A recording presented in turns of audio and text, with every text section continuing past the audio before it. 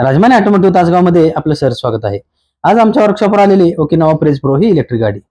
लगेच आमच्या मेकॅनिकने कामाला सुरुवात करून बॅटरी बाजूला काढून सीट खोलून घेतली आणि बॉडी कव्हरचे सर्व स्क्रू आणि वायरिंगचे सर्व सॉकेट काढून घेऊन बॉडी कव्हर बाजूला काढून घेतली. पाठीमागचे दोन्ही शॉक ऑब्झर्वर बाजूला काढून घेऊन लगेच पाठीमागचे दोन्ही गॅब्रिएल कंपनीचे नवीन शॉक ऑब्झर्वर फिटिंग केले आणि कॅलिबर असेंब्ली बघतोय तर काय, ब्रेक पॅड पूर्ण संपलेले होते.